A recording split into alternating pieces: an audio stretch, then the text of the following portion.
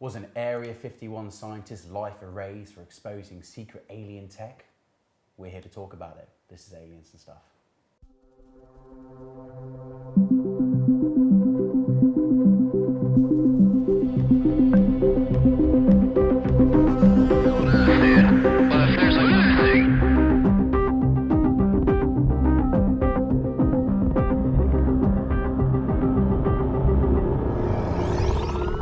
Hi everyone, and welcome to episode 8 of Aliens and Stuff. Remember to click the subscribe button and the bell to be informed when we release new episodes. Now, we're out of lockdown 2.0, boys. We are indeed. It's good to be back in the studio, isn't it? It's To be been a fair. while. It's good to be back. We might have aged a little bit. Yeah, I've lost a bit of hair, Well, yeah. Yes, you have. as has Tom. Tom's always losing hair, so we'll go with that. Anyway, so can I just say thank God for the many paranormal and conspiracy podcasts that we have been listening to during lockdown, as we've not been able to get into the studio. Massive shout outs to Quite Unusual, massive shout outs to Generation Z. I've been catching up on Shriekcast. It's been weird not being in here, but what's been great about it, we've decided to switch up the formula a little bit, haven't we, guys? We have. We're going to be asking questions and deciding whether we think they're right or wrong. Yes. Which should be quite interesting, actually, because I think that's going to give people a lot more information about what we're looking at. Definitely. So, Tom, I good to believe change you're that. going to be leading the charge today. I So am. the question we're asking this week, though, boys, is, and I will bring it up on my card, was an Area 51 scientist's life erased for exposing secret alien tech? Well, Tom, let me break it down for you, Mike. do it. So Bob Lazar claimed that he worked at Area 51 Yep. in the 1980s, okay? Now, in the 1980s, Area 51 wasn't well known at all, okay? In actual fact, it was only acknowledged by the US government in July of 2013. Wow, Up until really? that point, Area 51, according to them officially, didn't exist. I did not know that. No. That's amazing. So it was kept, now, you know, they openly admit that it was there for experimental aircraft such as the SR-71, the U-2 spy plane. They were all developed there, okay? Wow. So that is why the base exists. However, Bob turns around and says that actually he worked at a site called S4, which is several kilometres away from Area 51, but still part of, you know, the same thing, Yeah. okay? Which is unusual because back in the 1980s, I mean, Area 51, you know, wasn't well known at all. Like, people kind of knew it existed, but it was more kind of rumour and whatever. Yeah. But the fact that he said he worked at a site which is not part of it, Yeah. you know, it's a bit odd. So is it like on the same area then? It's in the same area, it's in the same kind of basin, it's just several kilometres away and underground. They do like nuclear testing, from what I understand. They do, north. they used to, Yeah, they used to. This is after that, of course, okay? Now, which we'll come a bit more into that later. But basically, he makes several claims, okay? So one of the claims is that he was privy to briefing documents. So when he went in, one of the first things they did was say, right, you need to read this material. He claims in that material, it basically said that the retrieved craft came from the Zeta Reticuli system, and they were exotic off-planet, and they were, you know, developed by people not of this world, okay? Wow.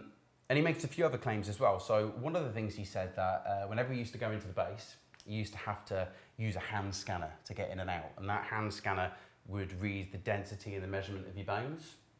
Okay? Now, at the time, when he came out with this in the 80s and 90s, people were like, that technology doesn't exist. And the government were like, don't know what he's on about, doesn't exist.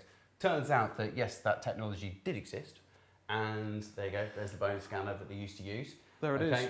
And they use them at, you know, Air Force bases, not just at Area 51, but anywhere where there might be, you know, you have to have a certain clearance to go in.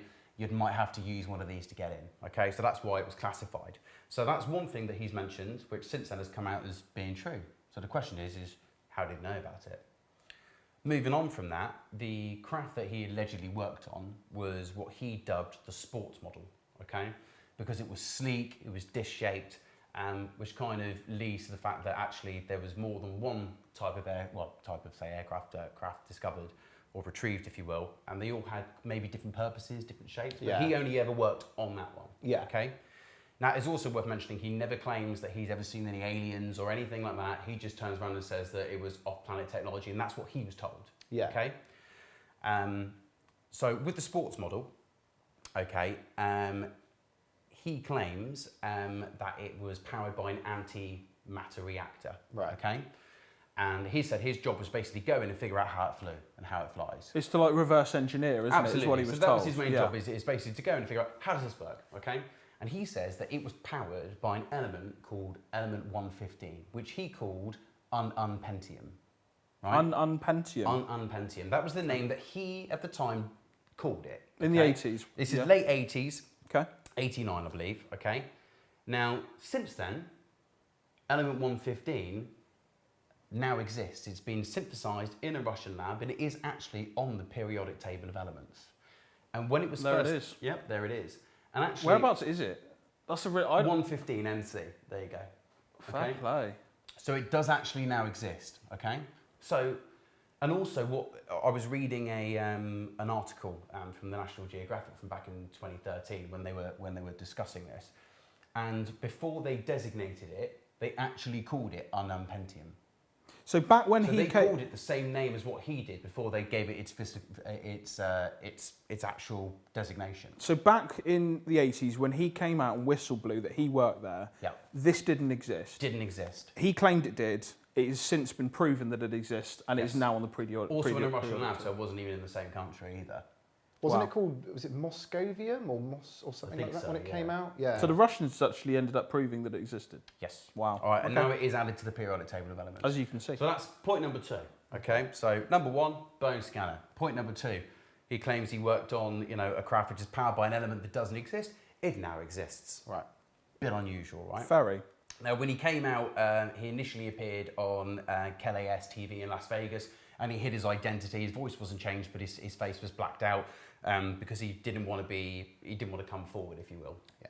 And that was with our friend George Knapp. That was with George Knapp. Obviously, famously did the Skinwalker documentary, which we talked about in a previous episode. Absolutely. And this was the first thing that got him going down the line of a George Knapp. This is the first thing that got him going down that route, but that's another topic of conversation there. However, so the reason why he came forward is he actually also used to take people out close to where those vehicles would be testing because he knew when they were being tested, right? It was on a Wednesday, allegedly, wasn't it? Yeah, apparently so, yeah. And apparently there's some video somewhere, but I can't find it. However, he got caught doing this, and that's why he lost his job, okay? Now, when he lost his job, he was also threatened with his life, which is why when he came forward initially, he wanted to hide his identity. And then he thought, well, actually, if I show people who I am, it's almost like a type of life insurance, if you will, because if he turns around and says all of these things happen and then he suddenly disappears or dies, it almost kind of proves his theory that what he was saying was true. Well, you've seen this before with other cases, haven't we? That people have done that. Absolutely. Okay. Now, he describes the characteristics of how the UFOs flew as kind of they would move sideways, they would also tumble and rotate, which is very similar to the Navy UFO declassified. Yeah, we talked that in which episode we previously 2. discussed, which is where we also mentioned Bob actually. So that is, I wouldn't say that's another piece of evidence. It's maybe more of a coincidence, I would say. That or corroborating It evidence corroborates, you could see it as, yeah. I would say, it corroborates quite well. Now, there's a lot of people out there, as I'm sure you boys are going to pick up, say that, Bob is not telling the truth, okay? And there's and you either sit on the fence either way with this. We'll get back to that in a minute. And the reason I say that is because he claims that he had 2 degrees from MIT and the other one from CalTech. But there's no evidence of this. There's no evidence that he ever went to CalTech. He mentioned some professors' names, and he did take a class with one of the professors, but there's no evidence that he actually had those qualifications, okay? However, he did get a job at the Los Alamos laboratory, okay?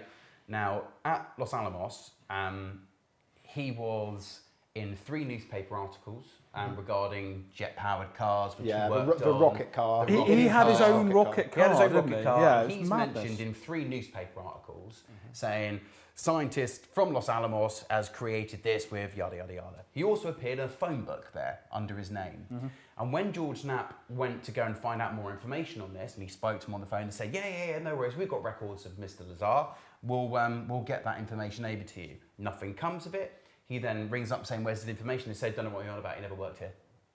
So they immediately cut. Immediately cut. Wow. However, they spoke to people who knew him, and also he took George round on a tour, and he knew where everything was. And people even waved to him because they recognised him, which is again a bit odd. And he was in a phone book. And he was in the phone site. book. He was in a phone book, and he was in 3 newspaper articles saying that he worked there. Okay, Wow. but officially, his education and everything doesn't exist. Basically, everything from high school onwards is nothing.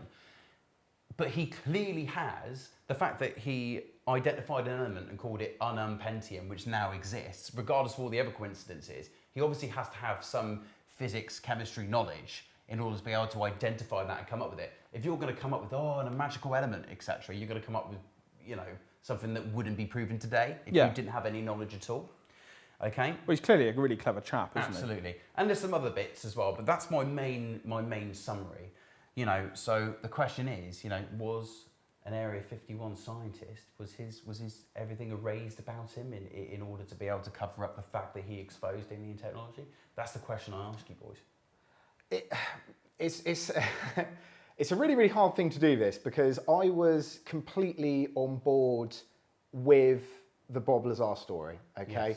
Yes. I'd watched the documentaries, I'd watched the interviews, I'd followed it closely. I was completely on board. In researching this, I found a number of inconsistencies in the story.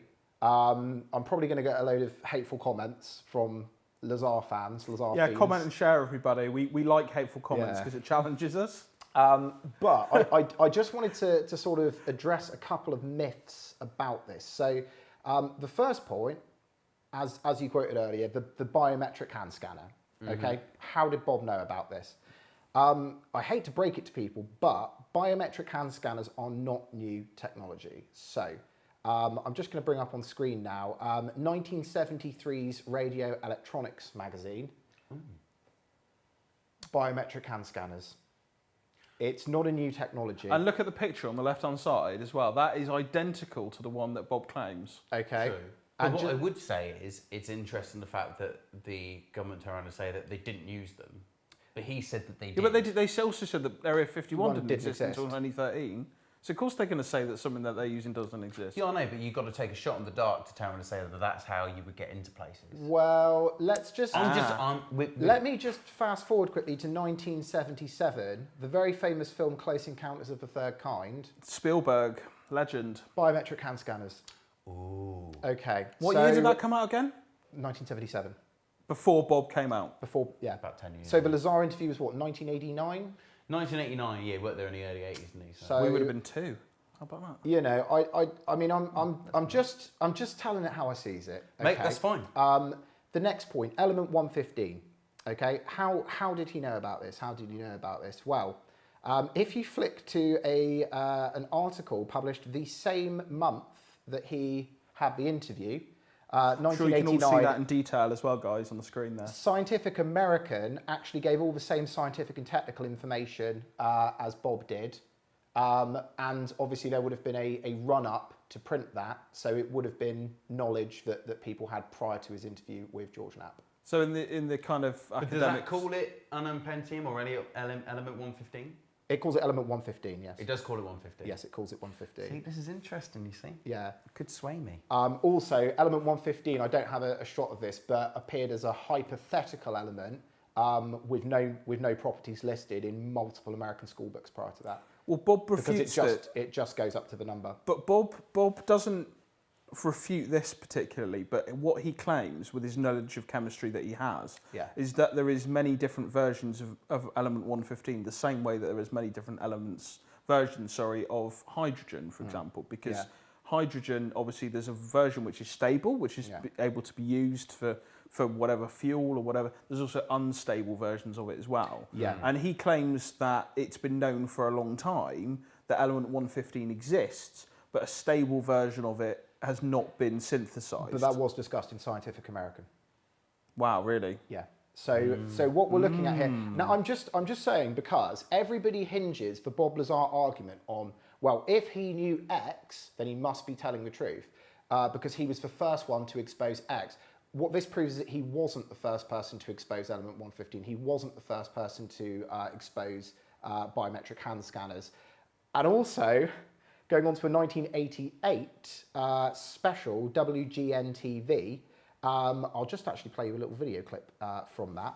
Oh, I haven't seen this. This should be interesting. corpses? Dead alien bodies, called extraterrestrial biological entities, EBEs if you wish. We got reports that they appeared to be small humanoid bodies with large hairless heads, wearing one-piece seamless gray skin-like clothing. We assume they must have ejected from their craft with some kind of ejection capsule. The Air Force came and recovered the bodies and took them away for autopsies. Gentlemen, autopsies, EBEs, this is rather unsettling information. Level with us. What do we know to be fact? So, I mean, the reason I've played a brief clip is because there's no point playing the whole thing. But in that documentary, a year before Lazar gave the interview with George Knapp in 1989, they talk about Area 51, as they would do with Stanton Friedman. They talk about Zeta Reticuli. They talk about many other details of Lazar's Well, story. Zeta Reticuli, that's come up in a previous Aliens and Stuff episode. Yes, that's been discussed since the 60s with Betty and Barney Hill. So Betty and Barney Hill. So Betty was the one that allegedly drew that star system. Yeah. Oh, yeah. So she that's in the public domain. Yeah, but at the point when Bob states that's where he claims it's from. However, the one thing I will say is he claimed that he worked at S4 at Area 51, which has never been proven to exist. Apparently, it had independent researchers proved there is a complex where he said it was, which obviously he's called S4, but has never been. But that's independent research. It is independent research can claim anything. Yeah. No, I get what you're saying, but apparently there is a base there. Now, I've got some question marks as well. Yeah. About you talked about it, Tom. He was starting to really not enjoy and have question marks about his work that he was doing at Area 51. So he went away against the Secrets Act and talked to a number of his friends about the work that he was doing. Mm-hmm. He knew that they were doing test flights on a Wednesday, and for quite an extended period of time, he was taking his friends in the pitch black dark of night up to the edge of Area 51, or where S4 is. This is before they put the exclusion zone further out, and it was actually because of Bob they ended up doing that. He took friends up there with a video camera, and he was showing them, going over the sky like this. Now, one of the particular instances that this happened, he talked about how he saw some kind of army guy in the hedge drop like a night vision camera on the floor, and he saw a green thing drop, right? Right. Now, they then caught him and talked to him. He said, which I find really bizarre in an interview that he gave, that night he went home to his family and so did his friend. And then the next day when he came into work, at that point, he was then interrogated and, got a dressing down. Now, let's face it, guys, if this was a matter of national secrecy to the highest form, and let's face it, Aliens is up there with secrecy, wouldn't they have just dragged his ass straight in there with his friends, sat them in a room, right, deprived them of everything, and then interrogated them, maybe played them a bit of Aerosmith on repeat, right, and then gone into it and said, why the hell are you talking about all this stuff? They left it to the next day. I don't believe that part of the story. No, but like you said, it was before they expanded the perimeter. It was nowhere near as well known, so people weren't physically going up there to look at it. Yeah. So if that army bloke's on his own, there's 3 or 4 people there. In Las Vegas, you can be armed, etc. Yeah. Maybe if they identified who he was, they're like, we'll deal with him tomorrow. So you don't know. That's anecdotal. That's your opinion. I mean, what isn't my opinion is, and you recognised him without even the name coming up, Dr. Stanton Friedman. So you're. I don't know who Friedman's he is. always been against it. So, he's never believed it. So, I mean, just to give you a bit of spec, Mike. So, Stanton Friedman is a nuclear physicist, professional ufologist, and the original civilian investigator of the Roswell incident. Wow. Okay. Now, he said he wrote an article about Bob Lazar back in 1997, and although he described him as a bright and talented guy, he also, and this is verbatim, described his story as bunk. Okay, and there's a number of reasons for this. Nice American slang there. I like it. Debunking, bunking. I like that. So Friedman said that so we've already looked at the evidence of things that he allegedly discovered, which were already in the public domain. Let's look at a few other details of his story. Yeah. Okay, so yes, Los Alamos people did recognise him. Okay, yes, he was in the phone book. Now, what Friedman says is the reason that there's no record of him as an employee, he was never employed by Los Alamos. He was a contractor there, which is why they don't have the records of it. That's why he's in the phone book. But that's what you would do, wouldn't it? Okay, let me finish, right? So Lazar also said that Dr. Bill Duxler was one of his professors. It's a great name, by the way. Friedman tracked down Dr. Bill Duxler. Okay, he never worked at the place that Lazar said he worked at. However, he did work at Pierce Junior College, where Lazar was registered on one of his courses. Yeah. Okay. Dr. Friedman also checked out his high school in New York State, where Bob took chemistry, okay, and he ranked 261 out of 369, which is the lower third, so not good enough for MIT or CalTech. That is low. Very low. Not But that then let's face I it, could do it. Let's face it, I know nothing about chemistry, Yeah. so I'm not saying I'm going to do any better. And yeah, fair play to him for that. Okay, and Dr. Friedman also said, and we've got to respect Friedman on this because he is a ufologist. Yeah, he he is is. an Yeah, he's a investigator nuclear into these physicist things. as well, isn't yeah, he? Yeah, he's a smart guy who knows He died the system. last year, actually. He Oh, said, rest in rest in peace. peace. But he said he would not, Bob would not have been granted compartmentalised security clearance having operated a cat house in the past either. Okay? Now, I don't want to knock the guy's character, but if you're No. involved in that type of shady business, No, they no, ain't going to 100%. grant you security I think clearance. also, No, I think you're right. the only other thing I would say is in regards to, you can argue either way, but if they would have changed his, you know, if they were going to erase his employment, let's say he did get a MIT, let's say he did get a CalTech, and he was telling the truth hypothetically, and they changed that, surely they can go back and change what he got in his grades in high school, because you couldn't get rid of him out of high school. Yeah, but at the same, you could clearly change that. but at the same time, if he's saying that he was under a Dr. Duxler as a professor, and then they tracked down Dr. Duxler, get who you. never ever worked there. I'm just before. trying to put the other. There's an interesting point as well here about how he actually got the job at S4 in the first place. This is what he claims. Yeah. Is that he went to Los Alamos, I believe, Yeah. wasn't it, to Yeah. watch a lecture by, and I can't remember the guy's name, Spencer, you'll probably know, the guy that actually came up with the atom bomb. I don't have the chap's name, but I remember that he bumped into him. He was out. He had just been in the newspaper about the rocket propulsion car. Yeah. And the chap who was delivering the lecture that day was outside before the lecture reading the paper, and that's where he went. He came up and he said, "I'm that guy." And that's how he they got asked him talking. a second time for a reference, didn't he? I think he asked him for a job, and the guy said that the project he was working on was closed, but he passed his details on to somebody else. And that's when he got written to, Yeah. which is what Bob. But this is again. So I've watched the Joe Rogan interview with Bob Lazar, and boy, is it long. It's a long interview. It's a long old thing. It's good though. But It's that's with interesting. obviously Jeremy Corbell, and that was about the documentary that Corbell made with Bob, Yeah. and obviously George, because he was involved in that as well. I mean, the guy, Bob Lazar allegedly had a migraine through that interview. Okay, now. Joe was throwing questions at him, okay, and Bob was struggling with some of them. What I identified through that, he was really struggling to answer how he was contacted by this Black Ops project, S4, Area 51, whatever you want to call it, about coming to work for them. Now, let's face it, us guys, okay, fairly normal jobs, right? Pretty high, you know, but if we were at the top of our game, and the government got in touch with you saying, can you work for us doing something really secretive, wouldn't how they got in touch with you resonate with you for the rest of your life?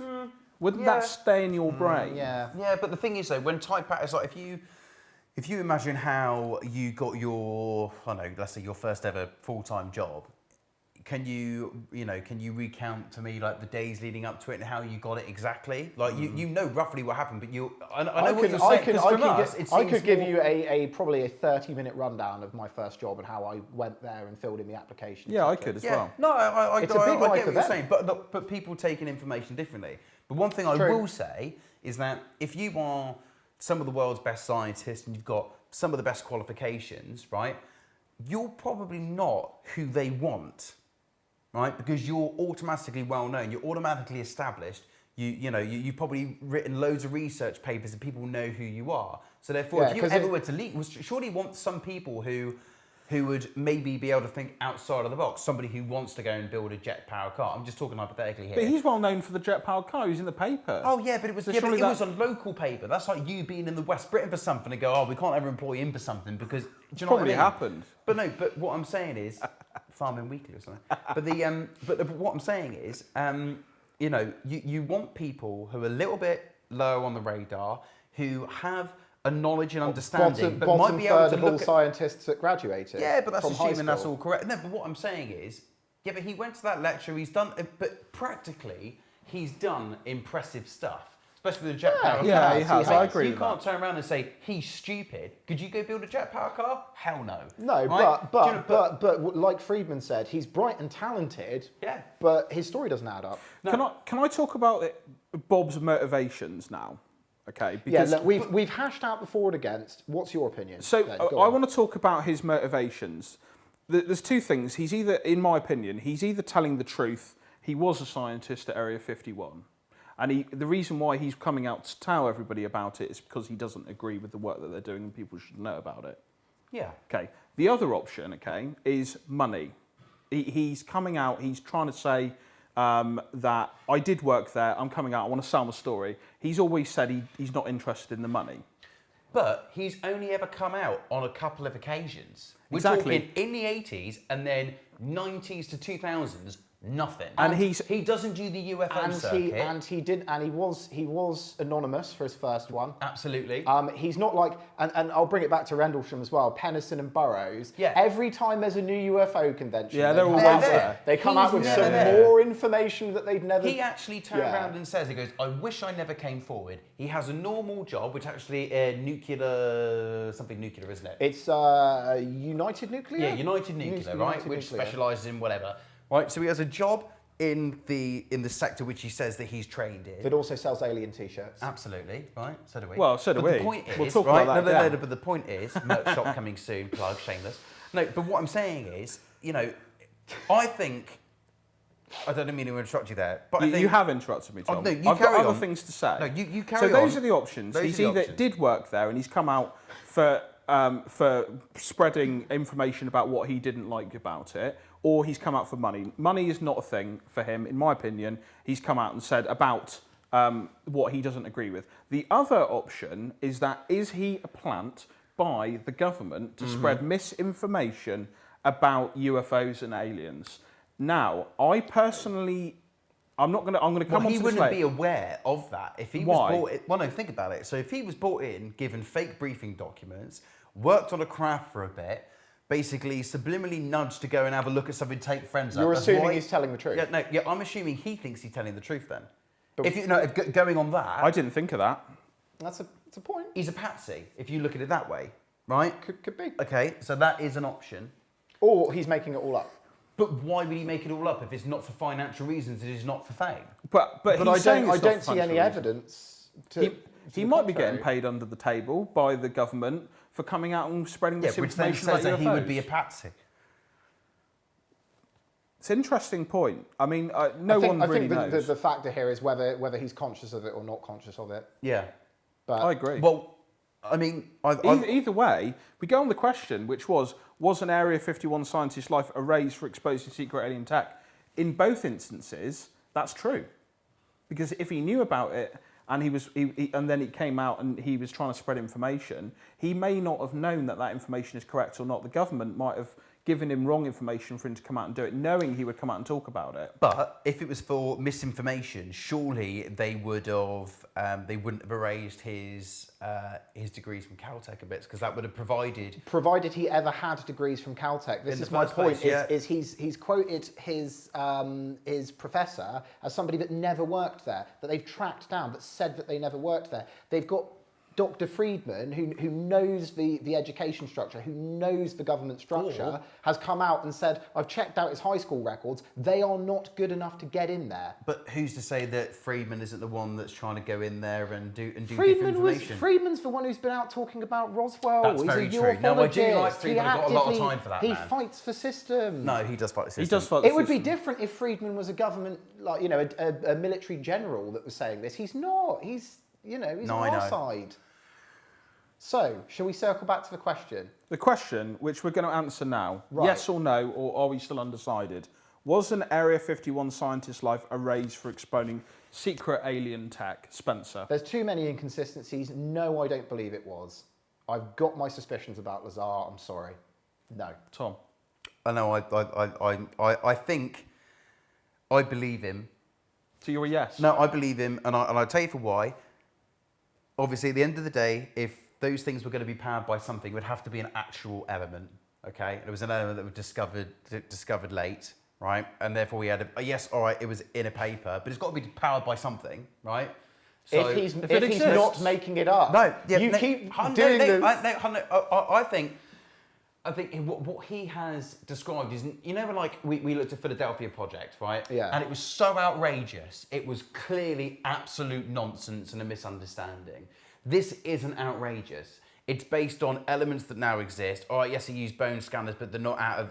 They exist. It wasn't anything too far out there. This is I know blowing his what you're mind, isn't saying. it? Yeah, This it's is just blowing blowing his Tom's mind. No. But what I'm saying is, with the bone scanner, yeah, he could have used it, right? There's no saying that, oh, it's impossible, it didn't exist. Yes, it did exist, and the fact that it was mentioned for one doesn't mean that it wasn't there. No, and I'm not He's saying just meant- I'm no, not he's saying mentioned that. he used it. What I'm saying is that the crux that everybody always falls back on is he was the first person to discover this. That is not true. No, and I agree with you on that.